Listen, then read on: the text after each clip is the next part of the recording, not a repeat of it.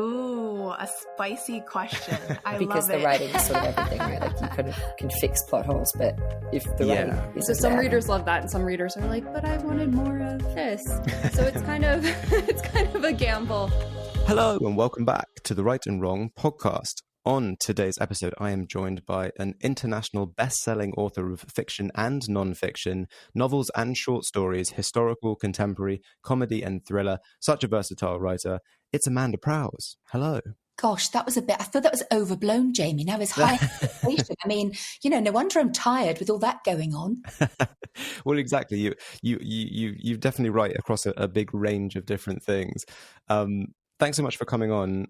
Let's start where I always like to start is whatever the kind of latest publication, your latest works. And we are recording this ahead of the new year, but your upcoming novel, This One Life, is coming out January 7th. So it will be out by the time this airs. Tell us a little bit about This One Life. Oh, This One Life is a little bit different for me. I try to make sure, I publish 2 books a year, so I always try to make sure that each novel is fresh and looking at the world from a slightly different perspective. I don't really want my readers to pick it up and almost know what they're going to get, if that makes any sense. It's always very obviously one of my books, but I think it's important to try and look at it from different angles, just to keep it a bit fresh and interesting. And This One Life certainly is that. It's a day in the life of Madeline, and Madeline discovers that she is 8 months pregnant. And we start from the moment she wakes up, feeling a bit grim and a bit tricky. We learn about her life, where she lives, where she works, her ambitions, her plans, dip back into her childhood, all that kind of thing. And it ends on this absolute, bombshell when she discovers she's 8 months pregnant. And this is happening. This isn't just an idea that she may be becoming a mother. This is absolutely happening. And concurrently running with that is Madeline's story in the present day, which is when she is in her mid-30s, very early 30s, actually. And it kind of is a sort of a book that looks at what it's like to reach a crossroads in your life, where you are trying to decide whether the choices you made in the past were the right ones, whether it's ever too late to go back and change those choices, how we live with the consequences of all the decisions we made, but very much how we are products of our upbringing. And so it doesn't really matter sometimes. You can have the most amazing aspirational dreams and desires, but if you don't know how to get out the blocks, life is really tough. And I write a lot about that from my own personal experience. So it's a bit different. It's Madeline's life. It's Madeline's journey. It's about these life-changing moments that happen to us all when the rug gets pulled from under you and you have to pretty much figure out how you're going to go onwards. Okay, that sounds really interesting. And you saying that you're putting out 2 books a year, you like to make sure that you're not just sort of retreading the same ground. And you've written over 30 novels at this point. Like, how cognizant are you of like, oh no, I did something similar to that in a previous novel while you're writing? Well, I'm very conscious that for me, it would be boring to write a similar book. So if I was writing something that I'd already written maybe 3 years, I've only been writing for just over 10 years. So if I was writing, it's all very fresh and new and I'm still learning my craft very much. But I think if I was writing something or, parroting something I'd done previously, I wouldn't find it fun to write. It would be, I get bored very, very quickly. And I'm very curious about finding new and different ways to approach things and look at things. So I think that must be the same for a reader. So I'm very, very, I'm very aware of making it different. But also, my stories arrive in a very different way to me. And I very much write from the perspective of the person whose story I'm telling. And so therefore it's easy to make them different and distinct because obviously every character is different and distinct. If you're 20 or if you're 94, as one of my characters is, your views on life, your world experience, your take on things are extremely different. So just the sort of essence and the flavour and tone, I suppose, of the prose is very different because it's coming from those different women. Oh, okay. So you're putting yourself in someone else's shoes and then trying to view the world how they view it. Yeah, definitely. Do you do a lot of research into that kind of thing? Like, for example, for a 94-year-old character, are you going to do a lot of research into sort of what things were like when they were young and et cetera, et cetera? That's a good question. I tend to do research more about the period or the facts that I'm writing about. So, for example, one of my books, Another Love, is about a woman whose life is absolutely destroyed because she suffers with alcoholism, a terrible illness, and it takes away everything that she holds dear: her career, her marriage, her relationship with her daughter. And I knew what it's like to be sloshed. I know what it's like to have a hangover. I know what it's like to be obsessed over something. I know what it's like to have addiction. But that particular illness, I thought, no, I don't know enough about it. And the devil is always in the small detail. So you think you could write about it, but actually I needed to talk to people who do suffer with it. And there are always so many wonderful people who very generously are willing to share their stories. And I learned so much. And it's those small things, I think, that make the books real, but also very relatable. It wasn't about, for example, on Another Love, it wasn't so much about the way it felt for her the day after she'd been on drinking binge, or what it was like to choose a bottle of vodka over her daughter, for example, or even to sell her body, sexual favours in exchange for a drink. That wasn't really the things that gripped people. It was that moment where she was hiding a bottle in her car and hiding a bottle in a bin, and people have said, oh, I did that with chocolate, or I've done that with, I think it's those little details that I think gave people sort of an insight into what it was like to live that life. So I do an awful lot of research into that. But when I wrote Molly's story is a book called An Ordinary Life. Molly starts at the age of 94 and it sort of works backwards through her life, really. It was very much about understanding what it was like for her to be a young woman, just setting out on the first steps of her career and her love life at the start of the war, and what that meant, and the restrictions she had placed on her, not only because of the time and period that the country was in, we were going to enter into a world war, but also because she was a woman at a time when actually, if you were a working class woman, then your opportunities were very much zero. It was stay at home, make a home, have a baby, get married, if you were very lucky, or look after ailing parents, but certainly not go out and set the world on fire. That was for other people. So the research, you learn about the character through the kind of environment that they find themselves in. I do. And also I have an incredible memory. I've always had, I'm rubbish at everything, Jamie, to be honest. I've had more jobs than you can look at. I've been fired from everything. But I do have an incredible memory, and I have always been, in fact, my family are avid storytellers. So I would always quiz my grandma on what it was like during the war, what her experience were growing up in the East End of London and being there during the Blitz and going out to work for the first time and all those things. And so I can really sort of reproduce those memories, via my characters. And that certainly helps, that sort of first-hand, there's lovely accounts. For example, she told me once about when she was working in a munitions factory that actually is where the Barbican now is in London. And she lived in the East End of London. And she said there was an air raid and there was bombing. And her, well, actually my great aunt, as it turned out, she married her brother. She said, we came up after the sirens had stopped and we looked out and there wasn't a single landmark by which they used to navigate home.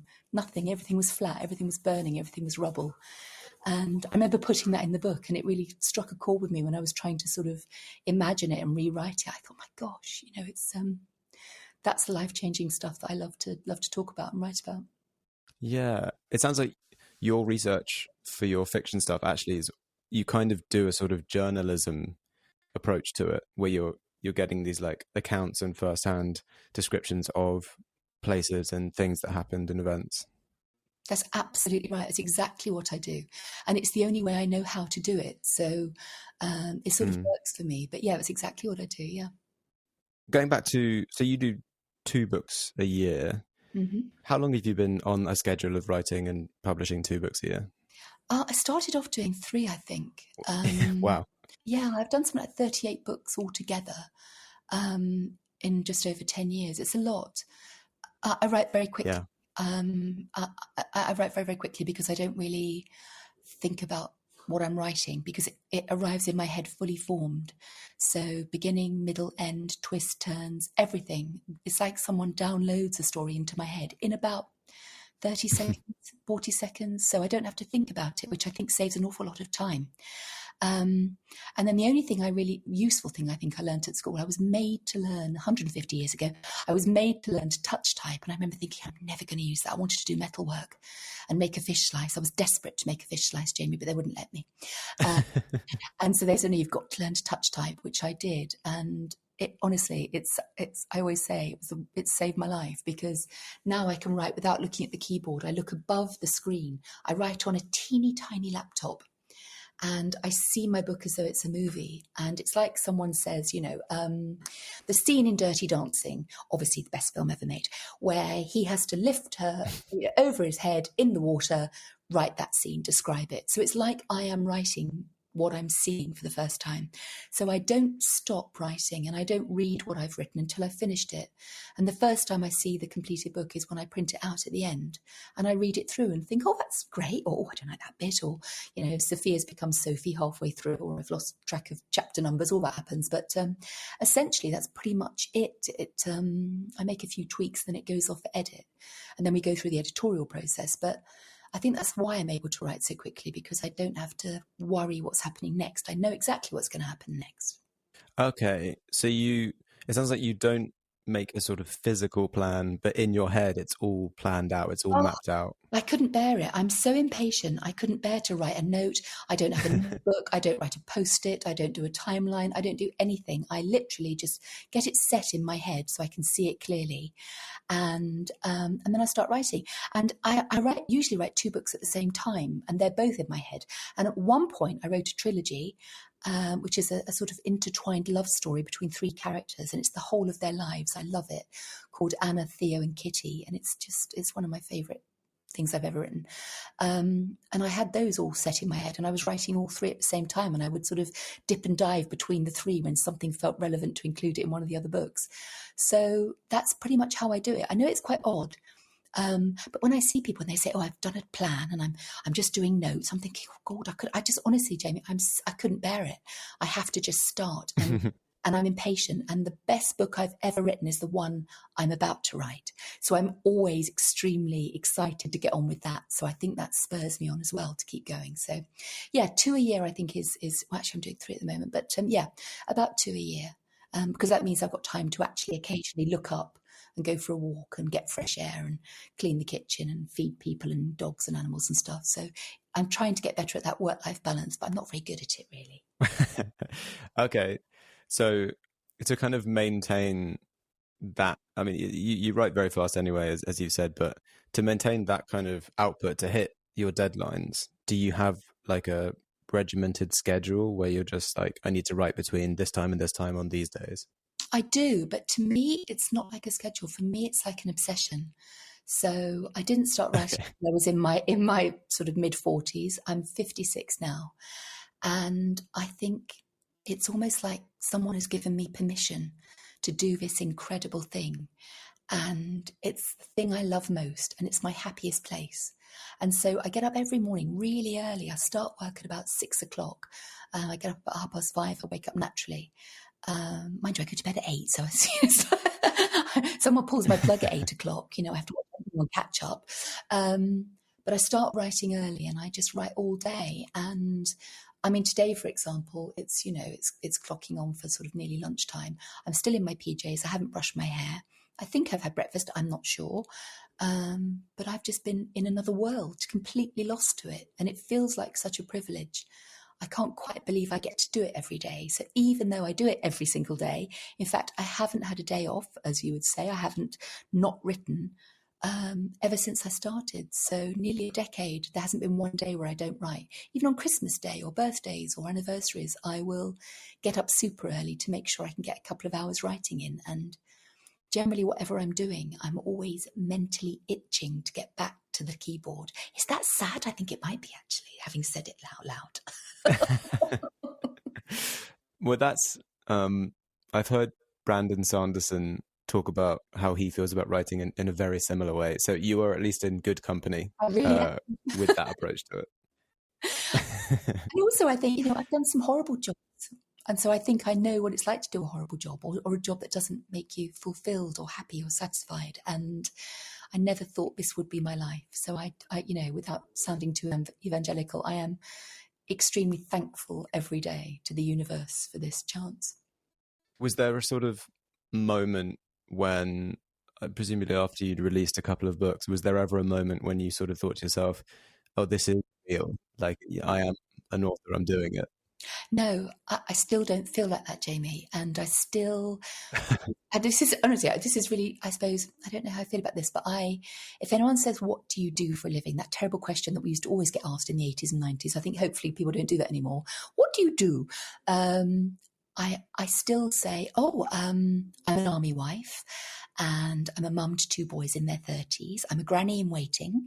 I live on a farm. And sort of the last thing I will say is, and I write books, because I think 2 things. First of all, coming from my background, it always felt like a very lofty ambition and maybe wasn't something that someone like me would ever achieve or do, write a book. We didn't have any books in our flat growing up. My parents, we just didn't have books. They were just working and busy, and I don't think I ever really saw them reading. Only on holiday maybe, but it wasn't a world I was familiar with. So it felt like it was so far from my horizon. It felt like something that wasn't for me. And secondly, I'm very aware that I get very well paid to sit in my pajamas and not brush my hair while there are people working in hospital wards and driving ambulances or policing the streets or, soldiering and all the other things that people do. And I feel guilty, I think, a little bit that is my life. Oh, I see. Yeah, it's so interesting. Like, you are an international bestseller. You've almost published 40 novels. The idea that you don't think of yourself first as an author is just mind blowing. When I meet an author, occasionally I'll go and do sort of a festival or a literary event or an evening with, or all those things that I love, because meeting readers is my best thing. Second best thing after writing. And when I meet an author, I get really tongue-tied and I'm like, oh, you've written a book. And especially if they've written a book that I've read, I go all completely unnecessary. It's ridiculous. I mean, I can't tell you the number of times I just stand there and go, oh my gosh, it's so, and I think, wow. And then, because I don't feel the same. I don't feel like that's me. I feel like that's amazing. I'm in awe of those people. I don't put myself in that bracket. I don't think I ever will, probably. Are you still sort of, if you go into a bookshop and you see your book there, or if you see someone reading one of your books, does that still kind of blow your mind? I remember people often talk about what's the best thing that's ever happened in your career? What's the moment that, in your writing career, what defines it as this incredible thing? And I remember the first time I ever saw someone reading one of my books who wasn't a relative. I should add that caveat in. Because obviously, my family read them first. It's not that marvellous. They might not have been. But I was on the tube on the District line, travelling out to Upminster. You don't need to know that, but I was travelling to Upminster. And I looked over and there was a lady reading Poppy Day, which was my first book. And she was absolutely engrossed in it. And she was she had a finger up by her mouth and she was turning the pages. And I don't know anything about her. I don't know her name. I don't know, her details, but I can tell you that she was lost in the way that I get lost. And it was, I still feel very emotional when I think about it. 2 reasons. One, because I always thought if ever I could make someone feel like that, then that would be the most incredible feeling in the world. Because I remember books that still do make me feel like that. But secondly, I used to travel the District line with my granddad. He worked in the docks all his life and occasionally had to go up to Villiers Street for a meeting. And we'd travel, I lived with my grandparents and we'd travel back together. And he passed away just before my first book got published. But I knew that had he been with me, I felt he was with me, he would undoubtedly have said, oh, hello, she wrote that book, I know. And I felt this overwhelming sense of sort of, I don't know, it was just lovely. And so it does blow my mind. And when I meet people and they say, oh, I've read your books, or I love this, or this character, it's the closest thing to magic. Something that popped into my head in 20 seconds and that I, bashed down onto the keyboard. And then they've read it and it's meant something to them. That connection, very often woman to woman, is just, it's magic, Jamie. It really is. It's incredible. I love it so much. That's the thing I think that most authors are chasing, is that like meeting someone and for them to say, oh, your book reached me on like a really impactful level. It's such a compliment. Yeah. And I mean, I get messages, I think because I write very emotive books, my books are, it always says, oh, you'll need tissues, or, this will make you cry, or it's got all the feels, I think, as the kids say nowadays, it's got all the feels.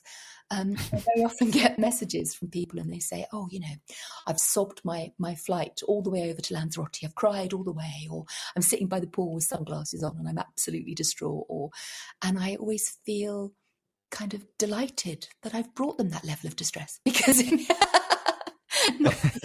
not because I'm wicked, but because it shows that it's worked, putting it, that's how it made me feel when I read it back. That's how I feel when I write it. And so I've managed to do that. And that feels a lot like success for me. It's wonderful. Absolutely. I mean, it's like most art forms, it's about like eliciting an emotion, right? So if people are reacting like that to it, that you've done something right. Before we head over to the desert island, I'd love to ask about your nonfiction, which I believe you have written and co-written 2 books in nonfiction. What brought those about? Yeah, I've written 2. So the first one is called Women Like Us, and it's basically my life story, which no one listening needs to read because you just heard it, more or less. But it's essentially, I mean, I was born in the East End of London, in Stepney, in the East End Maternity Hospital. Don't worry, Jamie, I'm not going to go through the whole book. This isn't me starting at the beginning and coming up to the present day. But I was born to very, very young parents who were in their teens, and we lived in a council flat in the East End and had no money, and a very, very horizon was very near to us. Everything was within touching distance.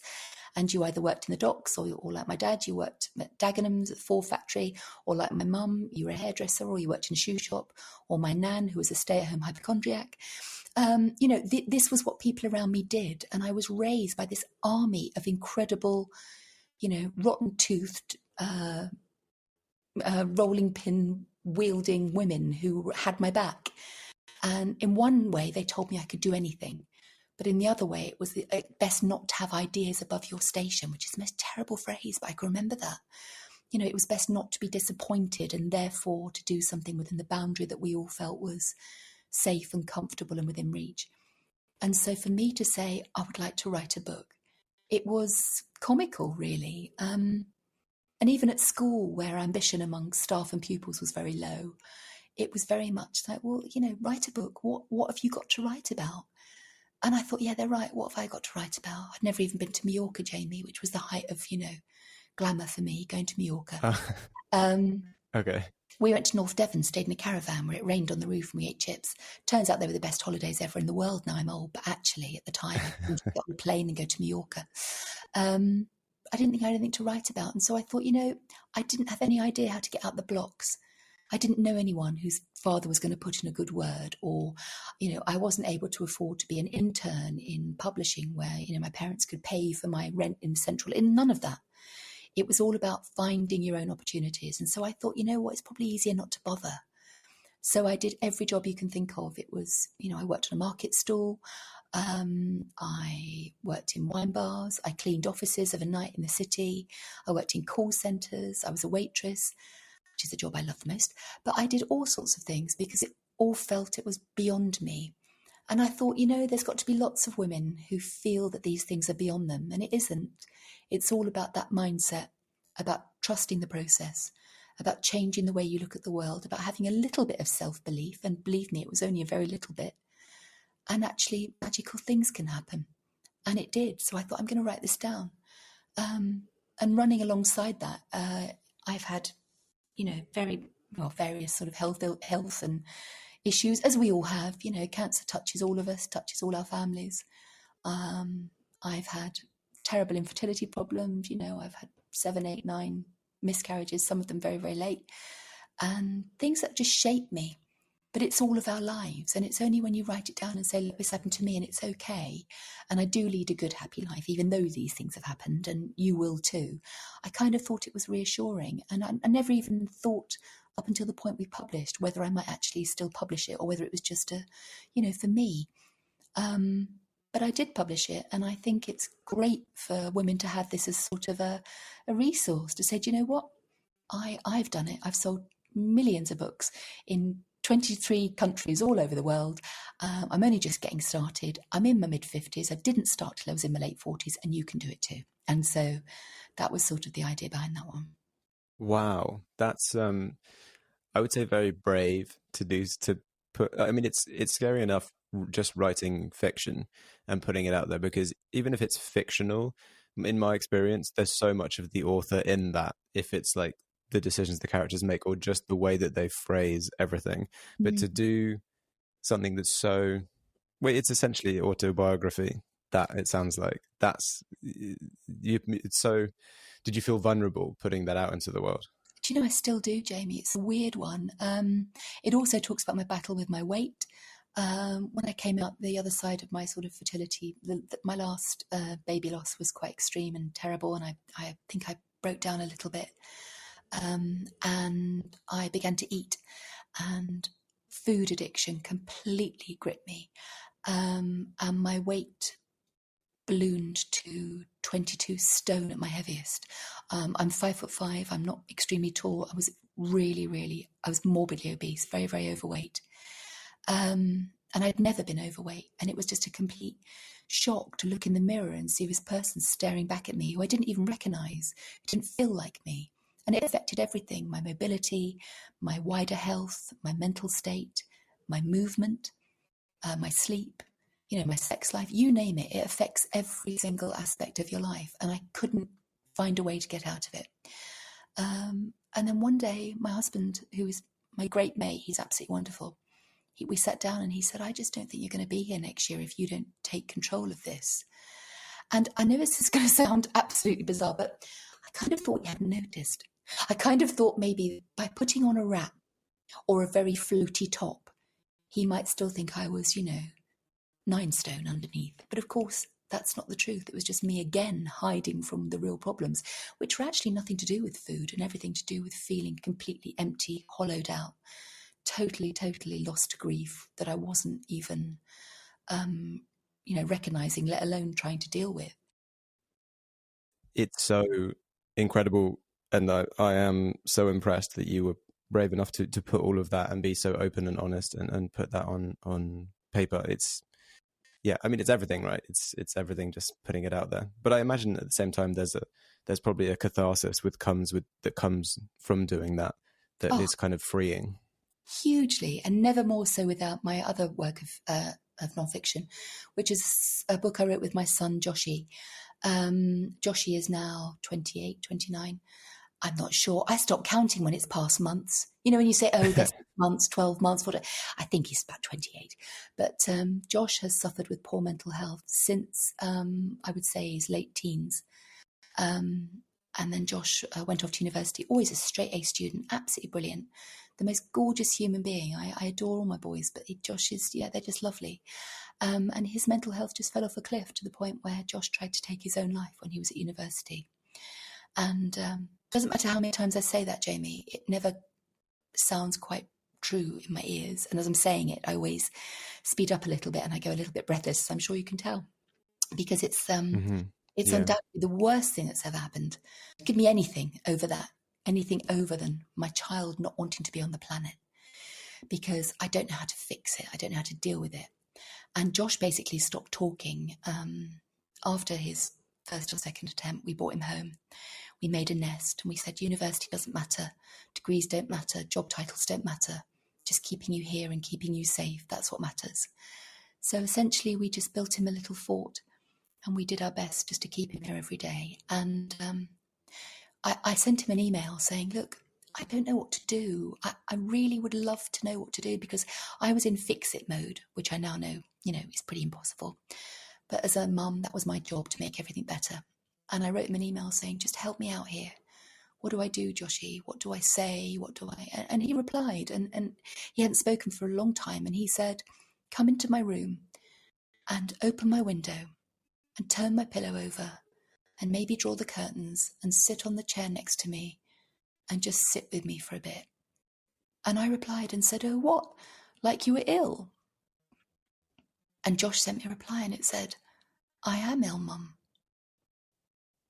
And it was the first time I'd understood that he wasn't lazy. He wasn't being difficult. he wasn't doing anything that was within his control. He was very, very ill. He just happened to have a mental illness and not a physical one. And it's so weird, isn't it? If you get cancer, people are lining up at your front door to bring you a casserole or a card or offer support or send love and hugs or whatever it is. But you say someone's got a bad mental illness and it's almost the opposite. And ironically, they need the support. Josh needed support far more than I did when I had something physical, which had a million things they could do to make me feel better. But there wasn't anything to offer Josh apart from, medication, and it was real hit and miss and time. And he needed that support and that love from the community, from peers, from family, from everybody. But it's not always forthcoming. And I understood that he was very ill, and we started emailing. And it was like ripping a Band-Aid off. Josh found his voice via this medium and was able to tell me that he didn't want to be here anymore, that his life meant nothing. And I would reply and say things like, I can't believe you're this sad. And he'd say, Mum, I'm not sad. I'm nothing. I'm numb. Sad would be an upgrade. And I learned so much, Jamie. I learned so much about what it feels like to have that illness, which I've never suffered with. So it's really hard to understand. If you've never had depression, I've had some rubbish things happen in my life. I've never had 1 minute of depression. I've been low. I've been tired. But never, ever have I understood the depths of despair that Josh had reached. And I learned a lot, but mostly I learned that my son and everybody like him who suffers with deep depression or mental illness are absolute heroes. They are warriors, and they are the strongest people. Because if you're very lucky in your lifetime, you may learn about yourself. You may have a brief insight into what goes on in your own brain, and you may understand what makes you tick. If you suffer with something like Josh does, you do that every minute of every day. And not only is it exhausting, but it's a battle most people will never have to undertake or fight, let alone comprehend. So people with depression who get up and face the world, who put themselves out there, who go into a shop, who get on a bus or a train, or ask for directions, or say please, or thank you. It takes more strength than most of us will ever have to find in our whole lives. These people are my absolute heroes. And was it your idea that you do the non-fiction book together? No, for me, it was just a way of us communicating. And we very quickly found that we had 20, 30,000 words, this back and forth, this absolute back and forth. And one of my editors came out to the farm to talk about another project, actually. And she said, how's Joshy doing? And I said, oh, not so good. I said, in fact, we've been writing to each other. She said, what do you mean? He's only upstairs. I said, no, we've been writing to each other. She said, can I read it? I said, well, I don't know. I'll ask Josh. And he said, oh, yeah, let her read it. That's fine. And she called me and she said, it's the first time I've ever seen anything written from the perspective of someone who's suffering with severe depression, who actually does not want to be here anymore, and someone trying desperately to stick plasters on it and find the solution and caring for them. She said, I think this could be really interesting. And I said, oh, gosh, no, I don't know. This isn't for public consumption, and I don't want Josh to be that boy, because that's his digital footprint for the rest of his life. He's that person. And I said this to Josh, and he said, Mum, I am that person. I am that is me. And I thought, yeah. And actually, I had nothing to reach for as a resource at my lowest points. When we were sort of sleeping in, we were doing shifts, my husband and I, because we couldn't not be watching over Josh. So we slept with all the bedroom doors open and pacing the corridors at night, just checking in on him and that blue light of his phone or whatever device in the early hours, because he didn't sleep. It was torturous for all of us. And I just had to keep reminding myself that no matter how bad it was for us, it was 10 times worse for Joshy. And I thought if I'd had that resource to reach for, I think it might have been a bit easier to know that, A, we haven't done anything wrong. And I know that sounds very self-indulgent, but that was my biggest fear. What have we done? What did we do? At what point did we let him down? At what point did I not listen? Or did I miss the signs? Because I was really smug, Jamie, up until the point that Josh became ill. I was the mum, and I am the mum, who has all the kids in the house. I cook their meals. I welcome their friends. We go on holiday together. They text me when they arrive. I was doing everything right. And I would look at families who had this, this sort of this deep well of depression running through them and think, God, I feel sorry for those families. I wonder how they've become a family like that. Turns out we are a family like that. I just didn't know it. And I'm happy. Lots of people have, obviously every day we get messages, and Josh too. And Josh said if it helps one person, it's worth it. And ironically, the person it helped the most was him. Well, that's great. Yeah. So it was sort of an accident that it was never intended to be a book or anything. It was destined almost to be a book. It was seen by the right person who decided it was a good idea and went on from there. Yeah, definitely. It's a book I'm proudest of, and it's the hardest book, without a doubt, because we decided if we were going to write it, then we couldn't sugarcoat anything. There was no point writing about it and saying, and we all sailed off into the sunset and had a glass of champagne. It was all lovely. That hasn't happened. That probably won't happen. It was very important that we didn't sanitize anything, and we haven't. But it's that honesty that I think is most valuable. Yeah, absolutely.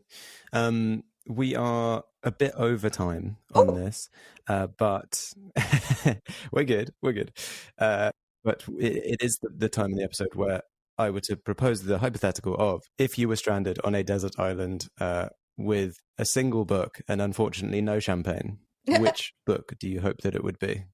I would hope it would be, in fact, I would make sure it was, a book by an author called Katie Hickman, and it is called She Merchants, Buccaneers and Gentlewomen, British Women in India. And it is an absolutely incredible collection of stories and tales about these groundbreaking women who went out to this, unknown continent and country between 1600 and 1900, who often travelled alone on the most perilous journey, and what they found and how they tried to assimilate, and their lives in this completely unknown landscape, and what these people endured, and the way that they fell in love with this place and the people and the colours and the food and everything, and how it shaped them. And not all survived. And in fact, the journey was probably the most perilous thing. It took 9 months to get there on a rather creaky ship. But I'm absolutely lost of stories of these women and how they found the strength to sort of, I don't know, fly in the face of all that was expected of them at that time and place. In England, it was just unheard of. For men to even venture that far and do these amazing things. And the fact that a lot of these women did, I think it's an incredible story. And then, of course, there's the other side of how it affected the people whose lives they touched. It looks at colonialism, it looks at the East India Company, it looks at all of that. And I find it fascinating. Wow. Yeah, I mean, it totally lines up with the image that I've got just from talking to you about what really drives you in kind of writing and like the inspiration for writing, and that's you just seem fascinated by people who have done extraordinary things and like why they did it and the kind of drive that put them through it. I think the reason for that, Jamie, is that everybody is extraordinary, but everyone considers their own exploits to be quite ordinary, and that I find the most amazing thing of all. Yes, like you not introducing yourself as an international best-selling author to people. No. Next up, I've got some questions about more businessy kind of questions about Amanda's journey into publication, signing the deal for her debut novel, and advice for aspiring authors. That will all be in the extended episode available on Patreon. Make that the beginning of your submission. Hook them in. Yeah. That's great advice. And then on from that, I would also say publishing, especially for doing traditional publishing, it's a very slow industry. You sign your deal and that book's probably not getting published for at least a year. Yeah, that's true. And actually it's